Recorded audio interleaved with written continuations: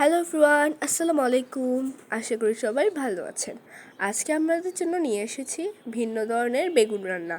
বিয়েবাড়িতে এই ধরনের বেগুন রান্না করা হয়। আর এই রান্নার হচ্ছে আচারি বেগুন, যেটাও হুবহু বিয়েবাড়ির স্বাদ পাওয়া যায়।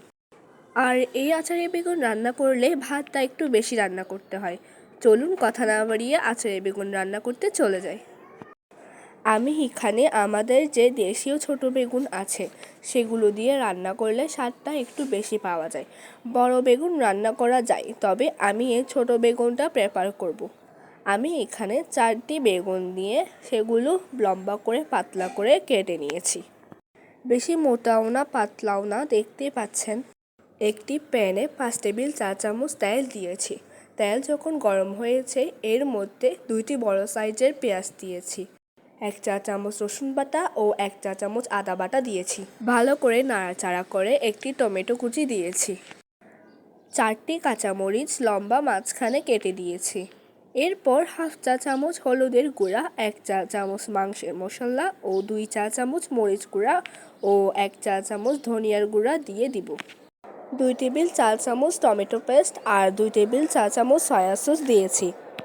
এগুলো ভালো করে কষিয়ে বেগুনগুলো দিয়ে দিব। পরিমাণ মতো লবণ দিয়ে দিব। যখন এগুলো ভালোভাবে কষা হয়ে যাবে এর মধ্যে 1 কাপ পানি দিয়ে দিব।